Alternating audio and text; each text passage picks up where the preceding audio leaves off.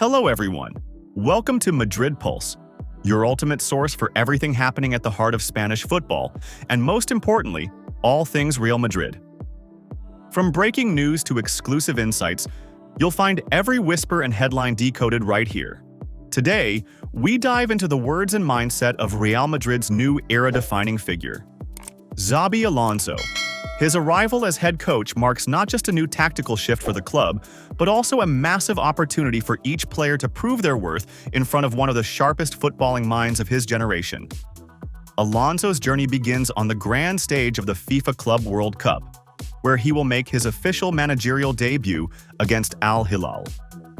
But even before stepping onto the touchline, the 43-year-old has already begun shaping the energy and identity of the squad. In a wide-ranging interview shared by Diario AS, Alonso gave us a glimpse into his early impressions of several players, some of whom are already the soul of this team, and others who are just stepping into the spotlight. One of the players Alonso highlighted was Jude Bellingham. The English midfielder has had a dream start at Real Madrid, and Alonso is clearly keen on maximizing what Jude brings to the table. Jude has the ability to cover a lot of the pitch.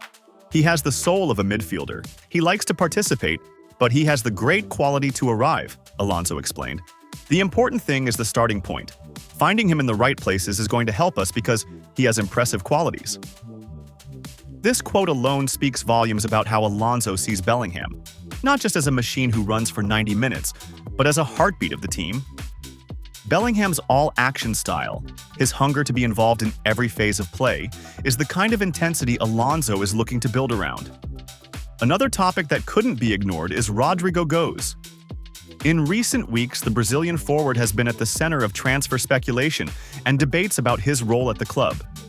But Alonso's tone was more empathetic than judgmental. "I know what had happened in the final stretch. It was not easy for him. He took some time to reset his head, and I see him wanting to enjoy and contribute." It's clear that Alonso is focused on healing and reintegrating players who may have struggled with confidence or clarity toward the end of last season. Rodrygo is a player of enormous talent, and Alonso seems intent on reigniting his spark rather than replacing it. Another exciting name to surface was Franco Mastantuono, the 17-year-old prodigy from River Plate whose signing was confirmed by Real Madrid last week. Alonso has already had conversations with the young midfielder, and the impression Mastantuono left was nothing short of remarkable. "We are happy. He has a fantastic present and a brutal future," Alonso said. "I was impressed with the conversations we had because of his ambition and maturity, since things with him don't happen by chance. In August, we will have him, and he will be a very important acquisition for the squad." For fans of the club, this is the kind of talent you dream of seeing grow at the Bernabeu. Ambitious, intelligent, and emotionally mature beyond his years. Another special relationship being rekindled is that between Alonso and Luka Modric. The two were teammates during the early 2000s, and now, fate has brought them together one last time, this time as coach and player. "It's easy with him. We always had a great relationship, friends, and now coach-player," Alonso shared warmly. "I like his relationship with the younger ones. He is a very good influence. We want to enjoy him in these weeks. He's a player of the era. Being able to squeeze him a little more will be a luxury." For fans, the thought of Alonso and Modric sharing the same footballing philosophy one more time is nothing short of magical. It's a brief moment, but one that symbolizes the passing of the torch. Alonso also touched on one of the more competitive spots in the lineup, the right-back position. With Trent Alexander-Arnold recently joining from Liverpool and Dani Carvajal still a dependable option, the manager finds himself with two elite players offering different strengths. It is a privilege to have such top players. Trent is more flexible in positions, but Carva has a lot of personality and competitiveness. The initial impact of Trent has been very good. For Madridistas, this is a dream dilemma. Whether Alonso goes with Trent's dynamism or Carvajal's defensive grit, there is elite quality either way. Then, there's Vinicius Jr., the face of Real Madrid's present and future. Alonso's first impression of the Brazilian star was instant and powerful. "In 10 seconds, I got to know his way of being and relating. He is very passionate and emotional, you have to be close to him. I like that type of player. He has a big heart. How to use him better is what we will be looking for these days. This connection could be game-changing. Alonso's appreciation for players with heart and emotion suggests that Vinny will be a centerpiece of his tactical vision. With the right guidance, Vinicius could evolve even further, not just as a winger, but as a complete leader in the attacking third. These early insights from Alonso provide Madrid fans with a rare window into his mind as he prepares to guide the most decorated club in world football. He is not just analyzing talent, he's nurturing character, building trust, and laying the foundation for a new Real Madrid that blends experience with promise. At Madrid Pulse, we're going to follow every step of this exciting journey.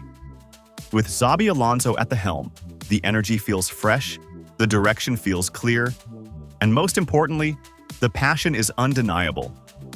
Whether it's Bellingham running box to box, Modric offering one last masterpiece, or a young name like Mastantuono breaking through, this new chapter has already begun. So stay tuned, because the pulse of Madrid is beating louder than ever, a forced and unkind adaptation to an environment that punishes as much as it dazzles. In Miami, between the stifling heat of the street and the artificial cold of the interior that hits you hard as soon as you walk through the door, Mbappe's internal thermostat finally said enough. And when that happens, you have to stop and listen to your body. The Frenchman had no choice, going from Xabi Alonso's intense sessions to having to change his diet, Aquarius and fruit, before Real Madrid's debut at the Club World Cup. And if his body, so prepared, so trained, and so observed, has asked for a break, imagine the state of the press that has traveled to cover the tournament. The long days and this brutal contrast between the humid heat of the street and the dry cold of the interior forgive no one. Mbappe was caught by what the Spanish press avoids, although this server would not do at all badly a couple of days of that diet. There have already been several teammates leaving in the attempt to achieve everything. You don't have to be an elite footballer to fall. It's enough to be a journalist. It's enough to be here, with an emotional and physical thermostat that rises and falls relentlessly. And that serves to remind everyone that behind every nice Instagram post, there is an almost daily battle to try not to fall into the trap.